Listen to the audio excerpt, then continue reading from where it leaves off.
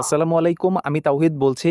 আজকের ভিডিওতে আপনাদেরকে জানাবো কিভাবে আপনারা রবি সিম থেকে রবি সিমে ব্যালেন্স ট্রান্সফার করবেন। ধরেন আপনার রবি সিমে ব্যালেন্স নেই, কিন্তু এই মুহূর্তে আপনার ব্যালেন্স দরকার। এমন একটি সিচুয়েশনে পড়েছেন, বাজারে গিয়ে ফ্লেক্সি লোড করার সুযোগ পাচ্ছেন না।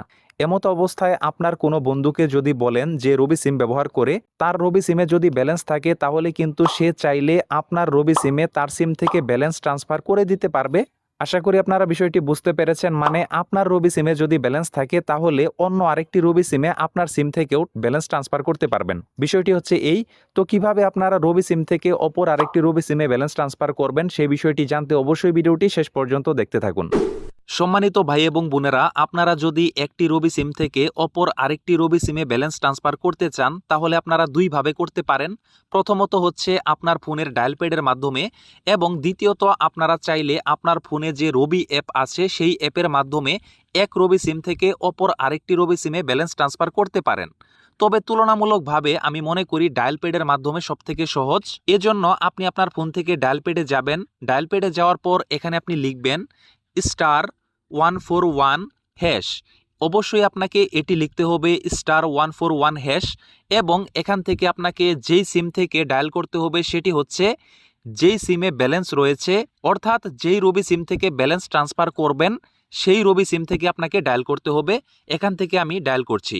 ডায়াল করার পর এখানে আপনারা দেখতে পাবেন অনেকটি অপশন রয়েছে, তার মধ্যে সবার লাস্টে রয়েছে প্লাস, এবং পরে এখান থেকে আপনি প্লাস লিখবেন। প্লাস লেখার পর এখান থেকে সেন্ডে ক্লিক করবেন।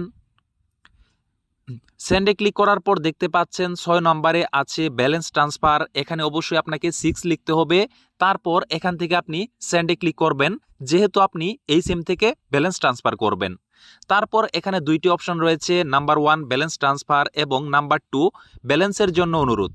যদি আপনি এই সিম থেকে ব্যালেন্স ট্রান্সফার করতে চান তাহলে 1 দিবেন, আর যদি অন্য আরেকটি সিমে যেই সিমে ব্যালেন্স রয়েছে সেই সিমে আপনি ব্যালেন্সের জন্য অনুরোধ করতে চান সেক্ষেত্রে 2 সিলেক্ট করবেন। আমি এই সিম থেকে অন্য সিমে ব্যালেন্স ট্রান্সফার করে আপনাদেরকে দেখাবো, এজন্য এখান থেকে 1 সিলেক্ট করলাম, ব্যালেন্স ট্রান্সফার। তারপর এখান থেকে সেন্ডে ক্লিক করবেন। সেন্ডে ক্লিক করার পর দেখতে পাচ্ছেন ট্রান্সফার করার জন্য টাকার পরিমাণটি লিখুন।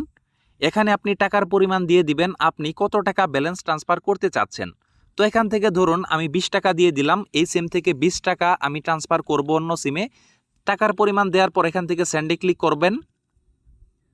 সেন্ডে ক্লিক করার পর এখানে দেখতে পাচ্ছেন প্রাপকের রবি নাম্বারটি লিখুন। এখন কথা হচ্ছে আপনি কোন নাম্বারে বা কোন রবি নাম্বারে ব্যালেন্স ট্রান্সফার করবেন 20 টাকা, সেই নাম্বারটি এখানে দিয়ে দিবেন। আমি এখানে একটি নাম্বার দিয়ে দিচ্ছি। সেন্ডে ক্লিক করবেন। সেন্ডে ক্লিক করার পর এই রবি নাম্বারে টাকা চলে যাবে, এবং আপনার যেই রবি সিম থেকে ডায়াল করলেন এখান থেকে 20 টাকা কেটে নেওয়া হবে। তো আমি আশা করি আপনারা বুঝতে পেরেছেন কিভাবে রবি সিম থেকে অন্য আরেকটি রবি সিমে ব্যালেন্স ট্রান্সফার করা হয়।